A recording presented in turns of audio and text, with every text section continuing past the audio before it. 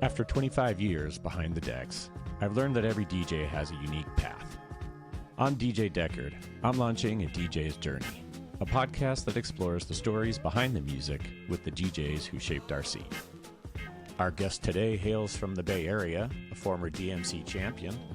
He helped redefine what was possible on the turntables, inspiring generations of DJs around the world, and a man who is all about giving back to the community. It's DJ Qbert.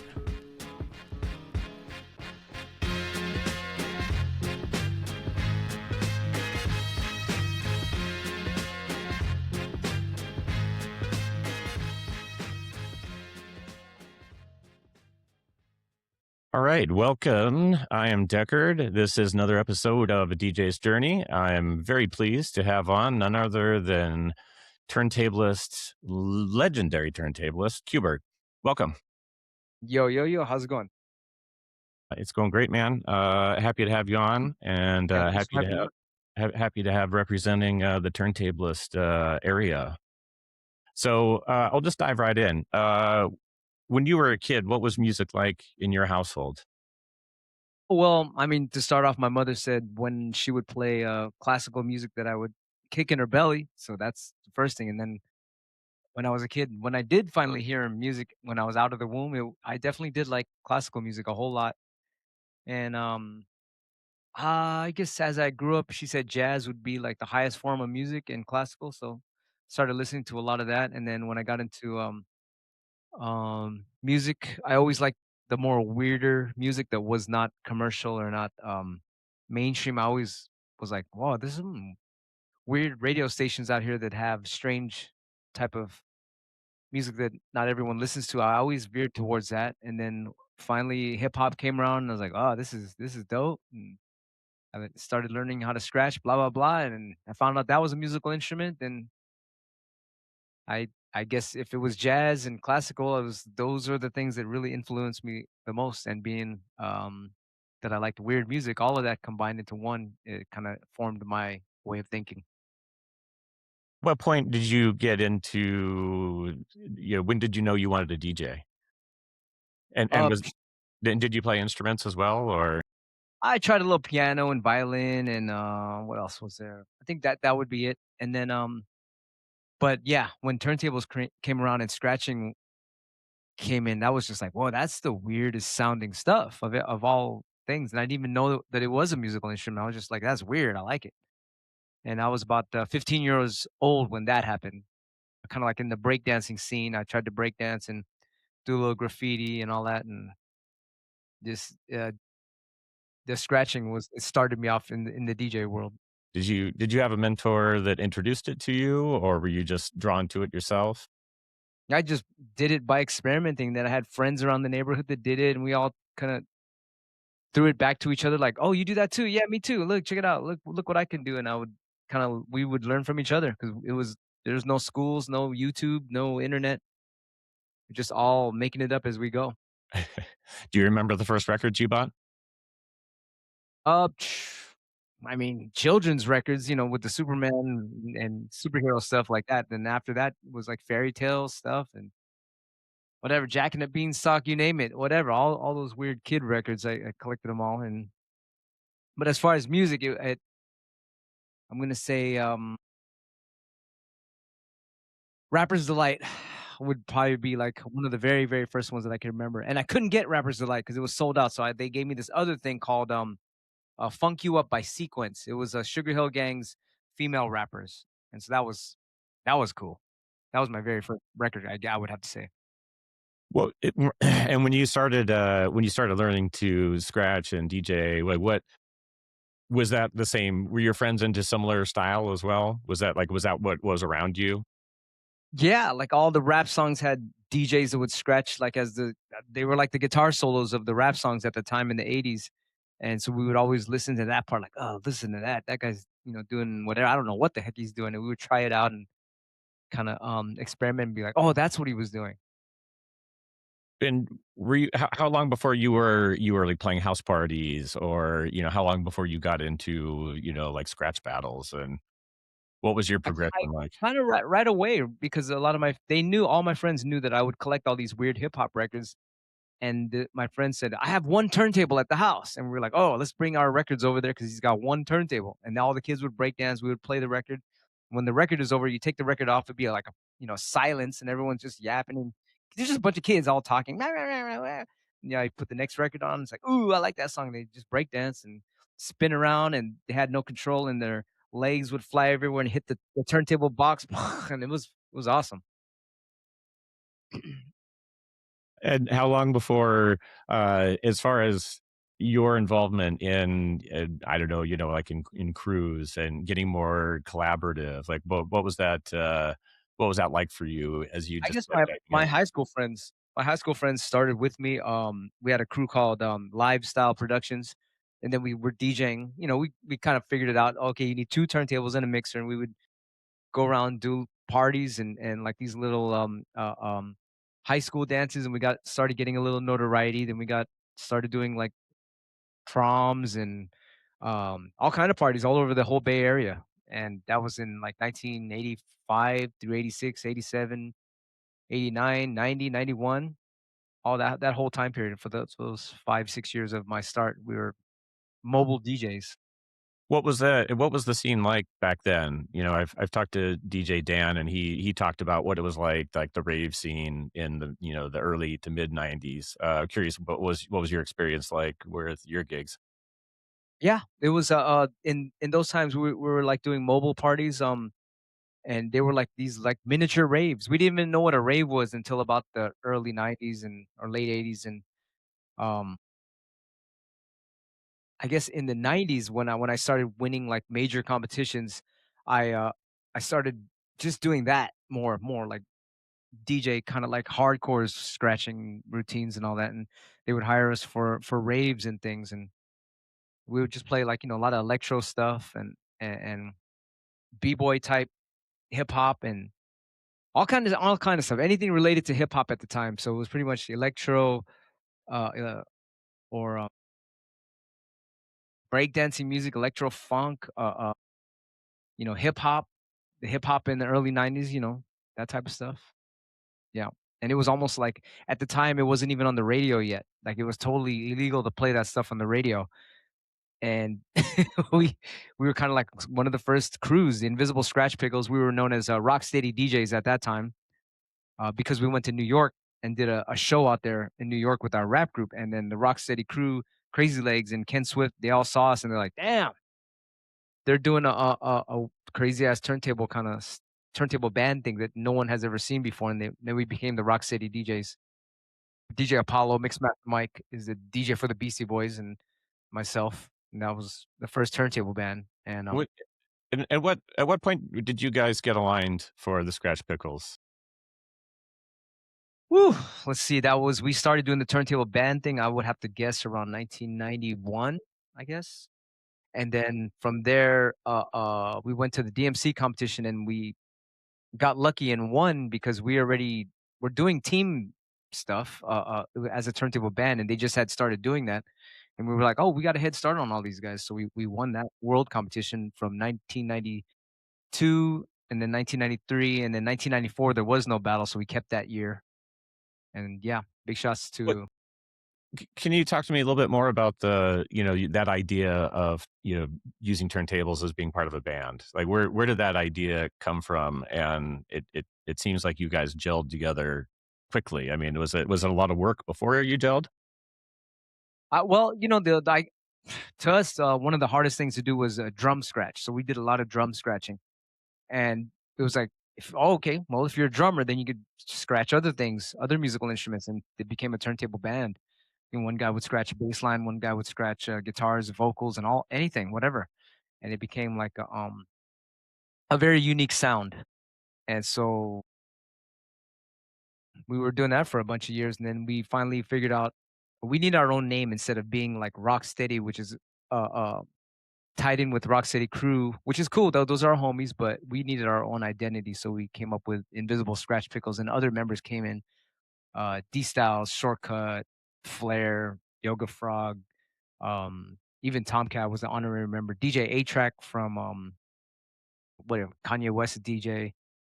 Who else? Yeah, D Styles, Shortcut, myself. Yeah, there's a lot of guys in the pickles.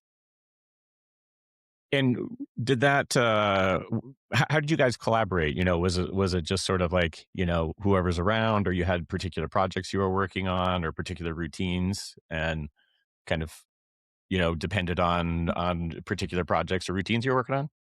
It was just like pretty much who were the top scratchers. I mean, we couldn't get all of them in. Like, there's some guys out there that weren't in the crew, but they were top scratchers, like Quest and Eddie Def and all those guys, the bulletproof scratch hamsters. But it was mostly the guys around the hood that were in the crew, pretty much. And at every DJ battle, there was always these top guys that would win all the battles in the Bay Area, and we all kind of were like minded, and we all became like crew members. It's interesting how I guess how, that you guys being of a similar taste and mind help create a scene and help transmit that outward. What was that like when you guys were going to DMC and then being asked to not compete, correct? Uh, I guess we had been doing it for so many years. It was almost like the universe saying, "All right, that's enough. Come on, move forward." So we were like, "Okay." So we got out of it. We became more of like judges and stuff. And I, I was like, "What can we do with this energy?" We got this battle energy. So I was like, "Okay." I went on to make the first ever the first ever animated hip hop movie, which is Wave Twisters, the movie. So every song in my album, Wave Twisters, my first album, was a s- a chapter in this movie. And I was like, well, what about if we animated all these graffiti characters that are on the walls around the bay? How come there's no cartoons of all these dope ass characters? So we got Doug One, who's like one of the top graffiti artists in the Bay Area, to do all the characters. And then we ran into some animators. They work for Apple, and Sid Guerin and Eric Henry. They were so advanced they had to make a an animation tool called After Effects just to make the movie. So they invented kind of like After Effects. And I don't know if you and ever heard for of. for those that are watching or listening to this and don't know, so I had that DVD, by the way. I looked it back up again and was taking a look Okay. at it, and I was struck by, because if I'm not mistaken, the album came out first, and then you animated everything to the album, right? Yeah, So the idea was there though. First, I had to make the album first, which is going to be all the music, and then we animated the storyline, and it how all much of came that out. was in your head, I guess, did it just feel natural extension to make an animated version? It was That was the first thing. Yeah, if I make the album, I'm going to make a movie as soon as the album's done. So it was already part of it, part of the process. Was And that was that your first, movie or project, of that scope? yeah, for sure, definitely. And how, rewarding or painful was it? 1,000 bazillion percent more rewarding than anything. It was like fucking couldn't believe it that it happened. I was like, wow, we fucking made the first ever animated hip hop movie. Like, And so, I mean, I know you've talked about it before to some degree, but you seem to have a love of sci-fi and kind of, the cosmos. What how do you feel like that connection with the music and with what you do?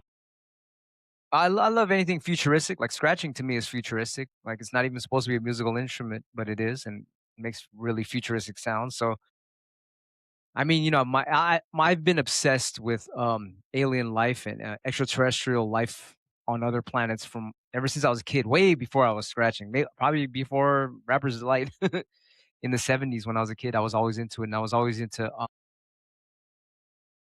I call it true theory. People call it conspiracy, but I was always into like what is running the world and all this stuff. So the whole movie is about kind of that type of thing happening. Like as far as the powers that I call them the powers that work because they're not really in control anymore. But for a long time they were trying to take away art in schools. They were trying to hide like hip hop, and they would always just play what they want on the radio, which was the worst music ever. But that's what Wave Twisters was about. They were hiding all this amazing art, and they would take it out of school programs, and they would not encourage you to think out of the box, or they would encourage you to not be curious or get mad at you if you started veering from from the whatever the sheep are thinking. You know, if everyone's thinking one way, they want you to think that certain way, and you can't be the person that veers from that narrative that they're trying to portray in the media and all this. I call it the hypnosis machine, the television and their media. You know, they're trying to trick everyone into this way of thinking when it's not supposed to be like that. I could give you a million examples, but that was what that movie was about. The whole album. I'm curious if you have any the recent government putting out UAP, more, making more of that publicly available. Are you watching it Oh, of with course. apt interest? Absolutely, and that's why I call them the powers that were, because now it's the powers are with us now. Now all this information is coming out. It's all coming out now. This is a beautiful time right now. They've been trying to hide. Now it's like all coming out. It's like we're going into this beautiful age of being able to go out into the universe right now. It's amazing. So, uh, you had a major hand in developing hardware. Talk to me about what that experience was like, and was it similar as far as like the animated movie? Like, could you see it in your head what you wanted? Did you For have to sure. learn new design language? What was that like? I mean, those are the guys. They develop everything. We just throw ideas at them. We already knew that anything is possible. That's like the thing. When you know that God is inside of all of us, God is like the most powerful thing, and it's inside everybody. So why not use your power of God to be like, yo, anything's possible. I want this on the mixer, boom, boom, boom. I want that, boom, boom, boom. Let those guys, the developers, fix it, and they do it. Big shots to Vestax, that company. They made a lot of different contraptions on mixers that we had invented throughout the years. So it was like, hey, anything goes. Let's do it, and they did it. So we still And got you a whole bunch. Go ahead. I guess I'm just curious, like, so from the jump, uh like, what can you remember from the beginning that you had in mind that was missing at the time? Like, what were some of the evolutions that you were looking to make? Well, like on a lot of mixers, we scratch backwards. You know how like a guitarist, some guitarists scratch. I mean, I'm sorry, play the guitar normal, and like Jimi Hendrix would play the guitar backwards, right? But then if another guitarist wanted to borrow his guitar, they'd be like, "Damn, the strings are upside down, so we can't play it that way." So we developed this. It's a simple thing, like a switch that would reverse the crossfader direction. Because some people scratch like this, but we scratch like that. So we developed a switch called the reverse switch, or in the Bay we call it the hamster switch, and then they put that in there. So now all mixers have that. And then later, I wanted the mixer was too big. I was like, man, it's hard to do tricks with the mixer so wide. So we made a mixer really thin called the O6 Pro by Vestax, and a lot of people like that. And then what else is there? We were like, what about the up and down faders? How do you get those in reverse? Let's put those in reverse too, like a switch. And so that was the O7 Pro that came out after.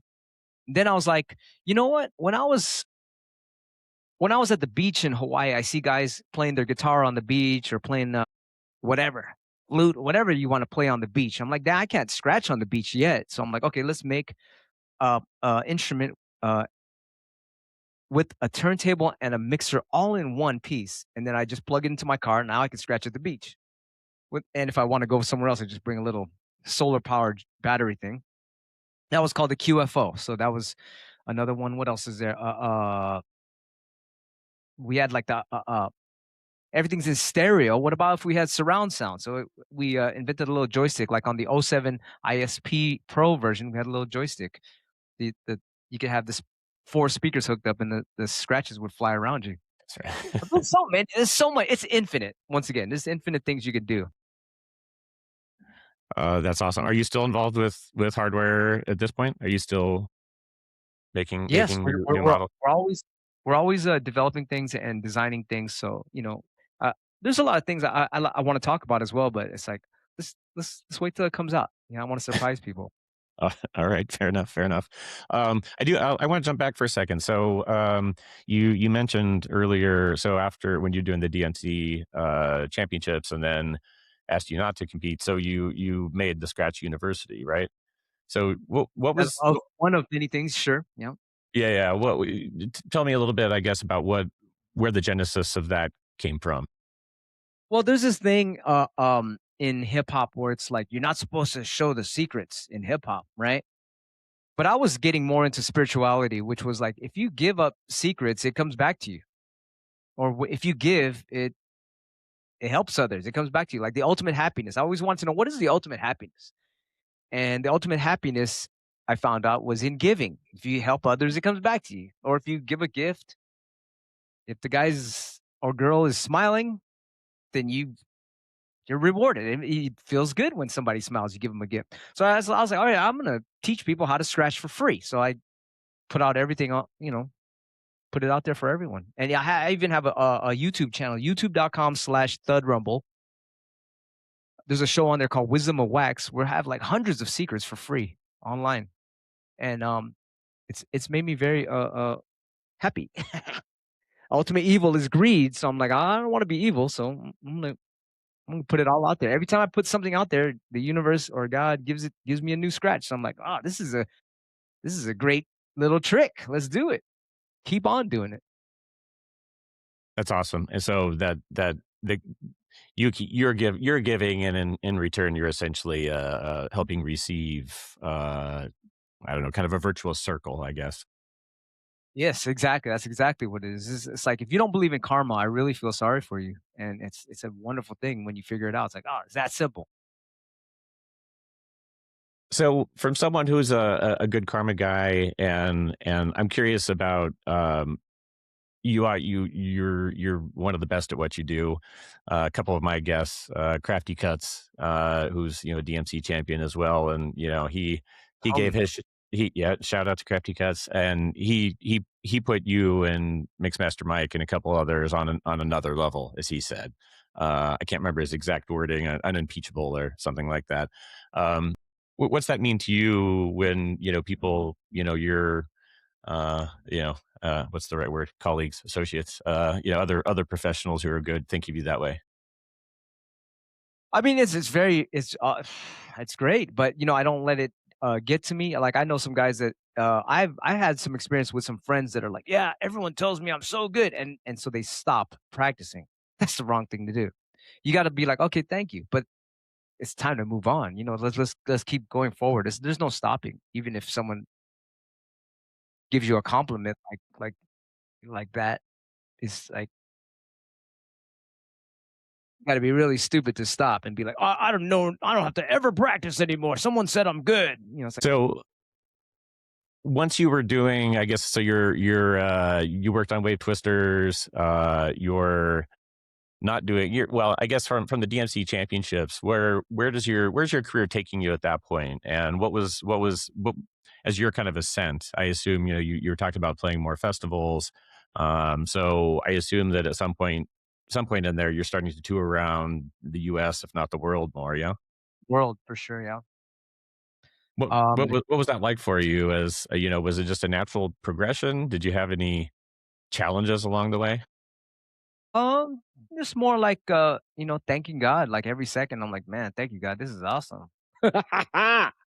And and I did notice one thing when I did stop practicing. If you get a little bit like I don't need to practice no more. Everything kind of falls apart a little bit. But then when you practice again and keep going and doing stuff, everything goes right back to like perfectness. So it's like, this is really interesting. Like you got to respect your gift. If you don't respect your gift, things will just dwindle away. And I've seen that with a lot of colleagues of mine that they just I don't need to practice, that type of shit, and shit gets fucked up for them, and they don't understand. It's like DJ Muggs had taught me that. DJ Muggs from Cypress Hill. He was like, you got to respect your gift, man, and keep helping others with your gift. Your gift is you're a shaman. You're here to heal people. Like, what the fuck are you doing? Let's go. I mean, it's cool to relax and take a little vacation, but like if you vacation, that's now you're abusing it, and your gift can be taken away from you. I mean, it won't never get taken away from you, but shit's gonna be like a little bit not cool. I mean, you're stopping like what you said, the karmic cycle. You're stopping the giving. So, what was your evolution from like going into, say, the, I don't know, early to mid 2000s? I I can't remember what year you guys stopped performing as Scratch Pickles, but were you going out just more on your own, or were you still doing a lot of collaborative work? A collaborative work on my own, and we still do stuff with the Piggles. The Invisible Scratch Piggles, big shots to Shortcut and D Styles. We have a new album coming out in a couple of months, so it doesn't stop. I even heard I think Apollo and Mixmaster might do a little guest appearance, so we'll see. But yeah, I even did stuff with Dan the Automator, and we made an album called Doctor Octagon with the MC Cool Keith from Ultramagnetic MCs. And I was telling my friend about that. He was like, "Oh shit, you were the DJ on that?" So a lot of people don't know that. Yeah, I saw one of your shows here in San Francisco when you guys were here. That was great. Oh man, Keith is awesome. That big Yeah, shots to Dan the Automator, the producer. and very very prodigious. A guy who talked about reinventing himself and taking on personalities. Yeah, yeah. And what's that? What's I guess what's that like working with the Doctor Octagon project? Like as Super far as easy. Super just easy. They did the album. Keith, I mean, Keith did all the raps on Dan's music. I'm sure. I guess the music came first, and Keith rapped on top of it. Then I just threw a little icing on the cake with the scratches, and that was real easy. do you have a preference for when you're playing out these days? Like, do you prefer playing like, is it, do you like challenge, as they say, like playing festivals? Do you like playing more turntable oriented, like Babel style? Do you have a personal preference? Now I just mix it in, right? Like, the audience is, normally, well, it depends. Like, if it's an audience that really knows who I am, then I can really do my thing and go off. But if it's an audience that kind of doesn't really know what I do, I'll play a couple songs they'll know, and I'll do a little remixes to those songs. They like to hear familiarity or whatever, and so I'll do songs that are we call them sure shots. Sure shots are like music that the whole audience is gonna know. So we play not I don't like playing the corny ones. I like playing the ones that I like, and I'll throw a couple of those in there. Usually it's 2 to 1, so I'll play two of those, remix them a little bit, and then on the third one I'll play something way the hell off the wall that kind of still goes with it. Then I'll repeat the process. So two of theirs and one of mine. So and I'll keep them sucked in the whole time, and that's like the formula. I learned that from Mixmaster Mike, just watching him do parties, and he would do all these festivals. And he would just play stuff that everybody liked, and then he'll throw some wacky stuff that he loves, and it just works perfectly. Right, right. Yeah, and you've played a couple of the Space Cowboy parties, and I saw Cut Chemist do a very similar thing where time and place. He threw down House of Pain, Jump Around, and usually it'd say like, oh, who's going to play, but the time and place, and the whole place is just going nuts.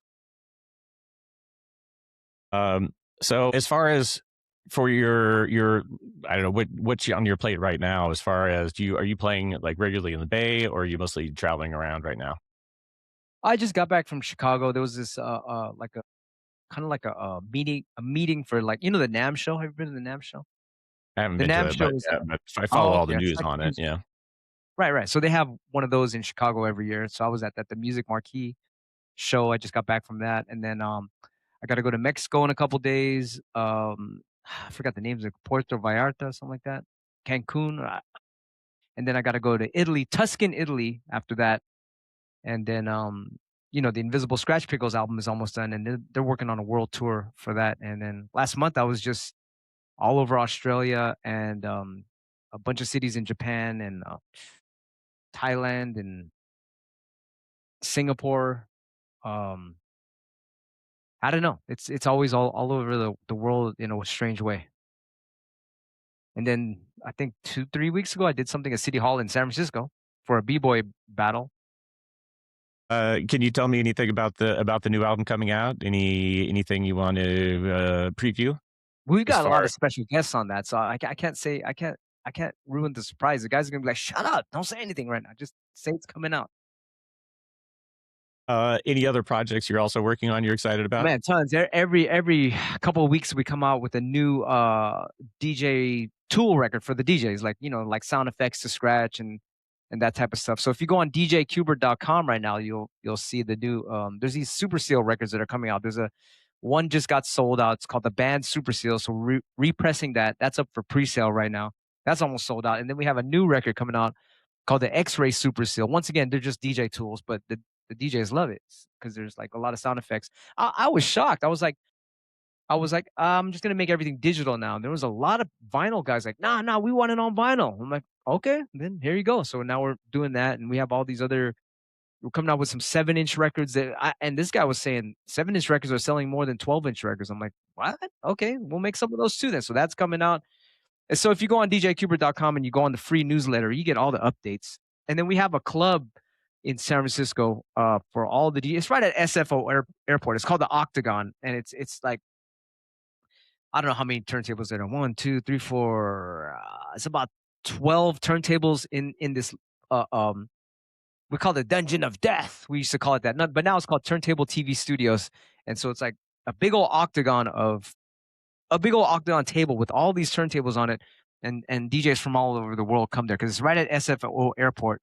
They land at the airport and they could just walk. I should call it the Walktagon. You can just go right there from the airport, and it's this thing. If you go on djcuber.com and check out the Octagon dates, those are the meetups, and DJs come from everywhere. And it's like I'm a student there too. I'm learning from all these guys. Like, damn, because everyone scratches different. It's almost like a signature. Hmm. So everyone's gonna like in the graffiti world, everyone's gonna tag their name different, and so everyone it's the same thing. Like you're drawing the sound. Everyone's gonna sound different when they scratch. So I'm over there absorbing what everyone's doing. So that's another thing we do, and we produce beats. We have like 100 albums on djcuber.com for free. And each album has like about 7 beats on it. So it's like 700, 800 beats for free on djcuber.com. Just go on djcuber.com and type in unreleased, and you can download 100 albums for free for them. But they're just beats, blank beats to, you can scratch to, or if you're an MC, you could rap to it, or if you're a B-boy, you could break dance to it, whatever. If you're an artist, you could play it and do graffiti to it, whatever. Once again, give it out for Your free. It comes back to your us. And yeah, your repeated pattern of both just of giving in multiple ways across what you do and into the gear. That's awesome that you're so inclined that way. it makes it so much fun, or you can worry about, oh, I'm not getting paid. I get I laugh at those people.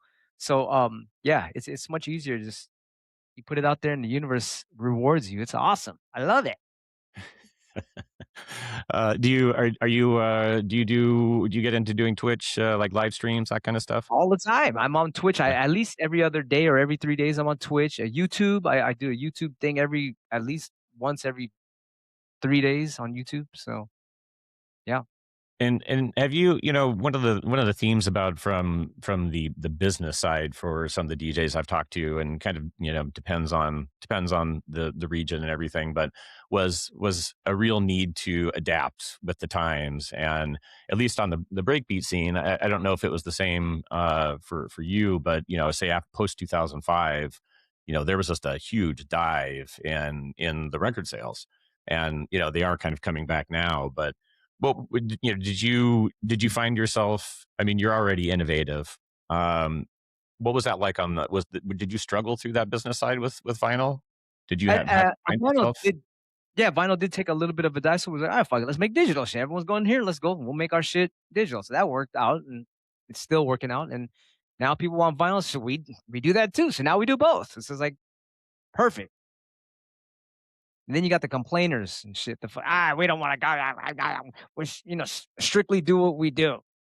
All the new innovations like with AI and whatever. Like, I mean, you see pianists, right? Pianists do it. Oh, these synthesizers, fuck these synthesizers, and got the guys that are like, yeah, we play piano and we use synths too, and organs or whatever. It's like cool. It's all good. So same with me. I got digital on this side. I flip it over and it's vinyl on this side. So we have vinyl sounds on this. So we sell these too. Digital records for big shots to Algorithm. And so we mix it up. Why not put best of both worlds and stuff? It doesn't have to be one or the other. Why don't you do both? You know? Yeah, But yeah, absolutely. And we do have a lot of haters. When anything new that comes out, oh man, it's always the haters. I love it. It makes me laugh every time. It's like it's like fuck these toilets. I clean my ass with a rock. Let's use leaves. Do it the right way. I'm like, dude, good. Okay, good. I'm happy for you. fuck you for using your sync button. Don't use it. Yeah, yeah.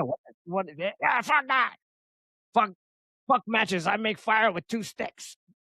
So, what are your thoughts about AI and using that in in technology or in music? I mean, shit. I just made a post on my Instagram right now about those new Tesla robots. I'm gonna have Yeah, one. Fucking, he's gonna pack our records for us. I wanna, they could do whatever you want. Those Tesla robots. Have you seen them? yeah, yeah, Yeah. yeah. I'm like, shit. I Fuck just yeah. saw. Clean my shit. Clean my whole I fucking house. Do my laundry. Fuck yeah. That'll say I can scratch longer.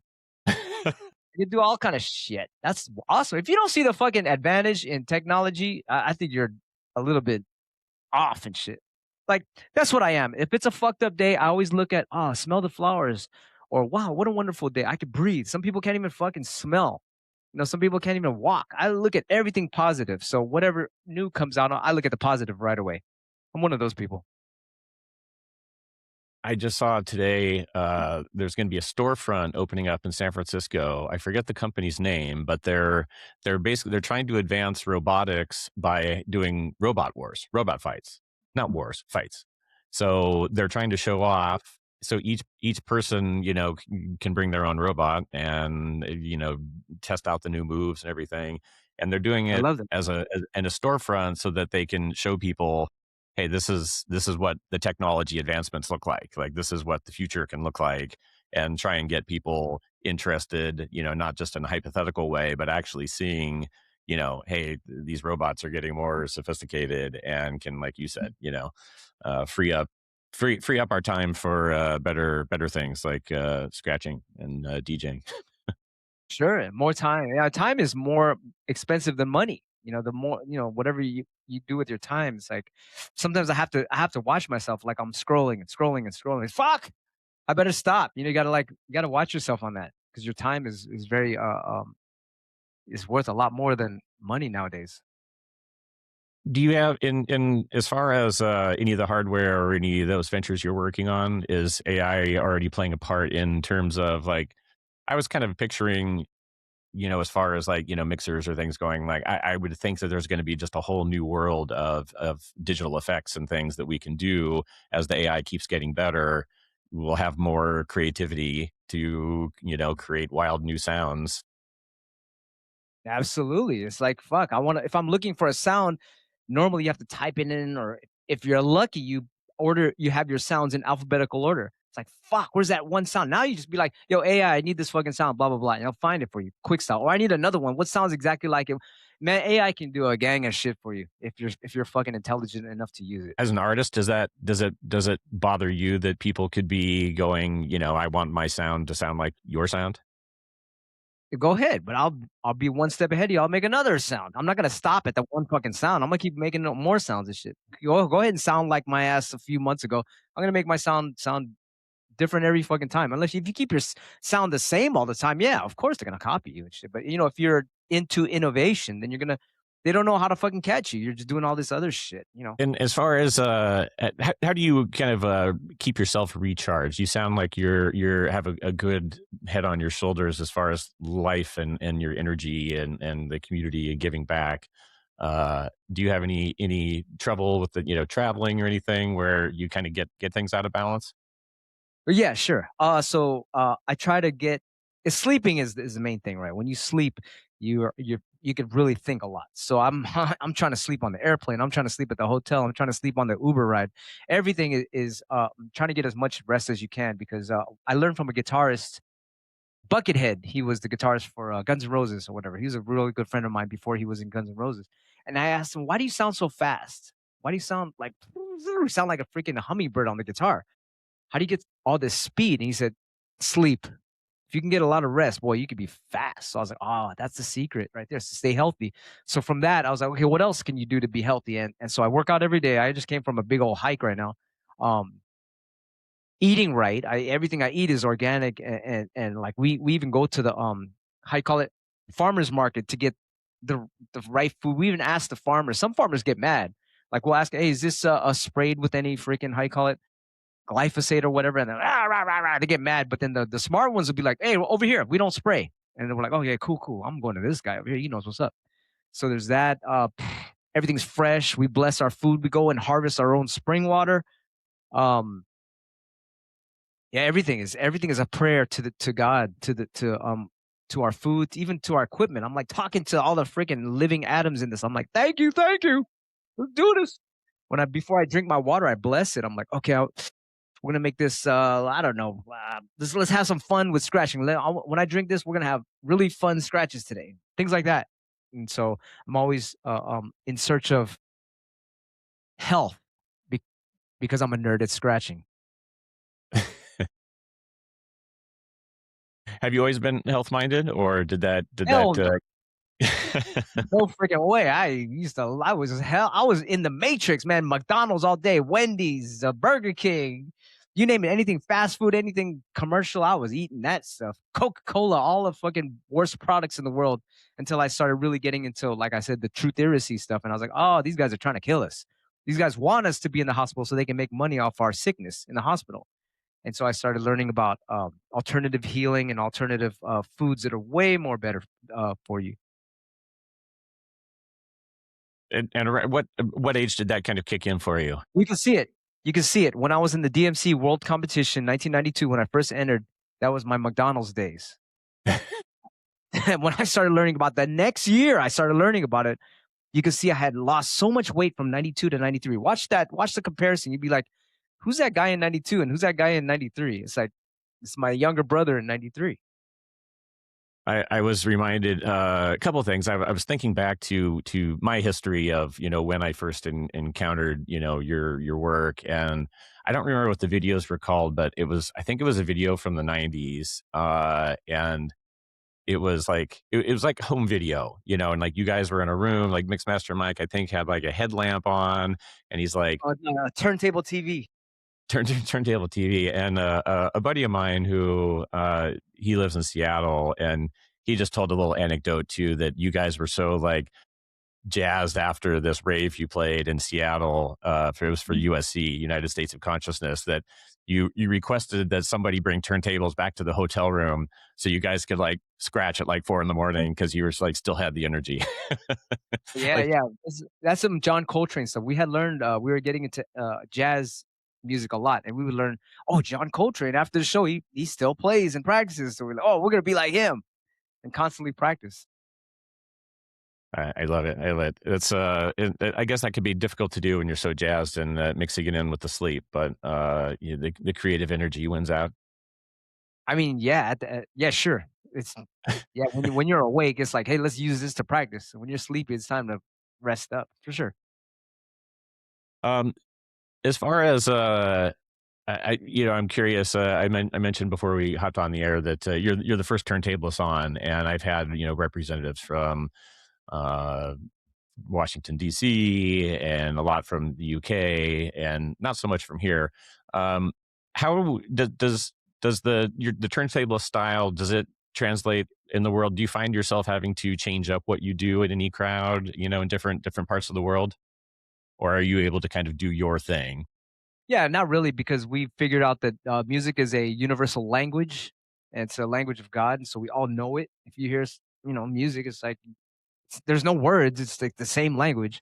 So when we're doing our thing and we're really feeling it, everyone else feels it too because it's like it's the same vibe. It's kind of like telepathy, right? You go, I don't know, for you, like for me, when I go to like a country like I can't speak French. I can't speak French at all. This is an example. I go to France and Paris, and maybe for a 2 or 3 days, I'll pick up the telepathy and I can say a couple French things. You know what I mean? And then the longer you stay there, the you'll learn the language a lot easier. So you're picking up the wave lengths from everyone, and it's all hitting your head and stuff. I don't know. Have you ever had that experience? Whatever country you go to, you're starting to hear that same language all over in your head everywhere, and they even say that it's very healthy to get a house that's a few miles away from your next door neighbor. That way you don't get the same telepathy as them. But yeah. So going back to music, when you're doing your thing, they're on the same vibe, so they know exactly what's going on. I have no problem that any country I go to, and I bust out some real crazy kind of scratch flow, they feel it. So that we're all speaking the same language with the music. Nice.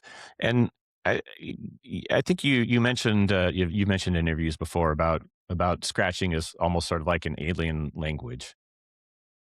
I mean, we're all aliens. If you do your homework, we're all seated here by extraterrestrials or whatnot. So, I mean, it is what it is. Have you and do you play, are there other aside from turntable, are there other instruments or other expansions expressions of that you've had? Oh, I mean, I love art. I dance is another art. I'm not a very good dancer, but I like to watch it, and I can see the language in that as well. And um, when I make drums and stuff on my samplers on my drum machines, that's kind of another expression. Uh, I don't know. I leave the drawing and stuff to my friends. I have this really good friend. His name is Mars One. Have you ever heard of Alex Gray, the artist? That's He's very like much. really basically the world's number one psychedelic artist, Alex Gray, and him and Mars One, they work together. So Mars One luckily lives in San Francisco, and he does a lot of work with me. And this guy, he does a graffiti. What's his name? East Three. He does like I don't know if you ever heard of Phase Two. Phase Two was like one of the number one graffiti artists in New York. He was taught by Phase Two, and so oh, I don't know if it's in your screen right now, but it says Yeah. Thud Rumble. But yeah, um, I mean, I leave that part of the art to them. But yeah, I'm definitely just the music guy. Well, it sounds like you're more than a music guy, but, what other music, like, what do you find when you're not performing or finding music for playing? What else are you listening to these days? What inspires you? Or do you think is A lot of high level musicians I will listen to. Um, and more so than that, I would read books about them or go online and read. Well, I mean, listen to documentaries. Why are they so good? And then I'll translate whatever they do into scratching. Like for instance, like Miles Davis used a lot of space, a lot of emptiness in his playing, and I was like, oh, okay, so kind of be quiet when you scratch. Like leave some open air and stuff. And things like that. And what I said about Coltrane, where he practices after when he's not supposed to practice, he's just still practicing. Things like that. And the bebop transition of the jazz era when it was starting to go really fast and stuff. And I apply that to scratching and kind of mix the two of the empty spacing with the craziness of the bebop era. So there's all these balances. Um, super high level, tabla players in India. Zakir Hussain, he just passed away. Um, I was supposed to work with him. I met him, and he was, Gilbert, we must play together. We must do a duo together. And I was like, yes. And then we never did. But oh man, that would have been so cool. Um, I don't know. Like I said, with Buckethead, guitar, all these musicians that are super high level, if I meet them, I will freaking pick their brain left and right, learn everything I can from them, and apply it to my scratching. And I can go on and about this. Oh, please do, please do. I mean, gee, what else I mean, rhythms, learning about there's so many categories in scratching. Like, well, I didn't know. I thought scratching was just like you're just doing it and just doing whatever. But there's rhythms. There's you're phrasing. You're making it rhyme. You're being poetic. You're making it you're different level. Ah, man, there's so many categories that I'm learning. Once again, I have this show on YouTube.com/ThudRumble, which is called Wisdom of Wax, and every show is a different aspect of scratching and something to learn from. But yeah, that's all there. I mean, there's hundreds of categories. So if I, I'm not going to be on here to talk about all hundreds of them or whatever. Do you find the teaching always came naturally to you?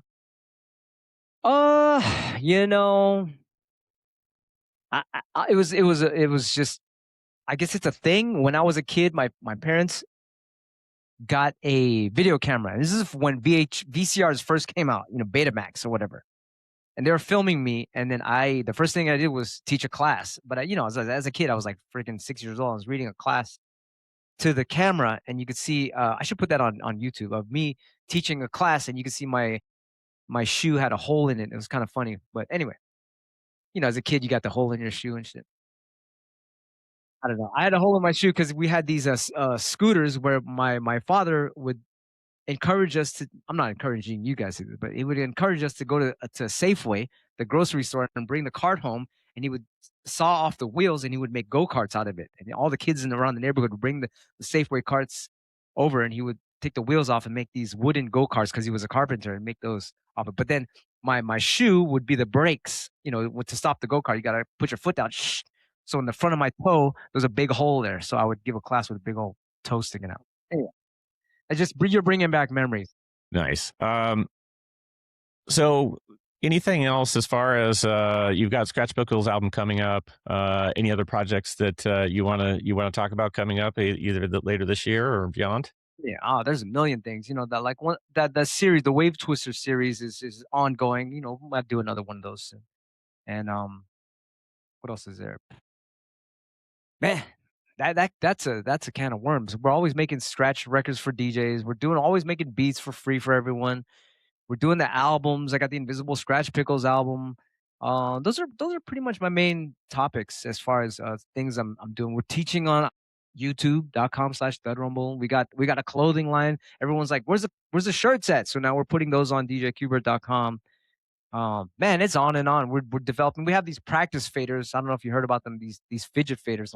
So when I'm on hikes, I walk with these things called fidget faders. They're just all they are, just like little faders, and you just walk around with them. So by the time you get home, you can be like, oh, I'm warmed up already.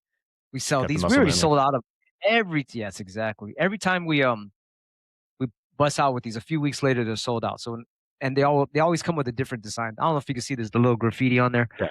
but Yeah. big shots to East 3 for the graffiti. He doesn't even like calling it graffiti. He says it's writing. We got these DJs that are like, we're turntablists, and then the other guys are like, no, we're scratchers. So it's like, anyway, yeah, we sell out of these, man. We got all kind of stuff happening. Was We got that like was that these. your idea? Which one? The fidget The faders? that that When we were kids, we would break our faders, and so we would take the faders out and throw them away. But then we are like, I'm not going to throw this away. I would tape it around, put a little tape around it, hold it in my hand, and I got a little practice fader now. And so that's where the idea for this came about. Nice. Now we make them all fancy. I would love to continue to I guess dive into the scene. So I'll ask you a question of who else might you nominate that might be a good guest for this show? Well, man, you got to get the crew, Mixmaster Mike, Shortcut, D Styles, the main Invisible Scratch Pickles. Definitely talk to them. DJ Apollo.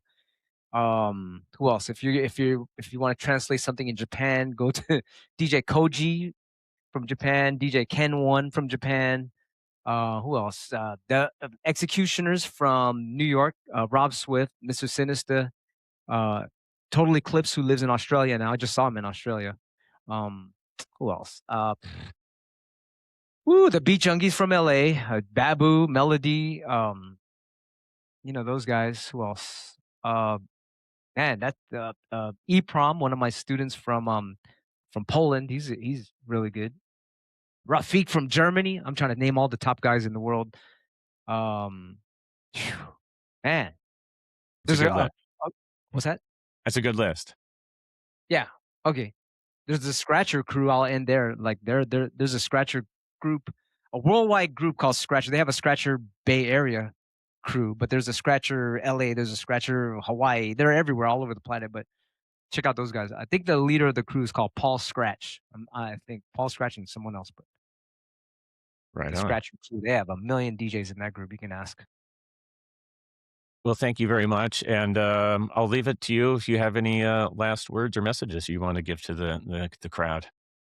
Yeah, just recognize that you are here to help the planet, make everybody happy, and use your gifts to make the world a better place. And get on djqbert.com. We got a lot of cool stuff coming out. Yeah. All right. Well, thank you for your time, Qbert, and thank you for giving back, and thank you for using your skills and gifts in a way that others can appreciate and pick up and run with it themselves. I mean, that's what you're doing with your podcast. So, man, a lot of love to you, man. Thank you so much. All right. Thank you, Qbert. Okay, cool. Blessings. Later.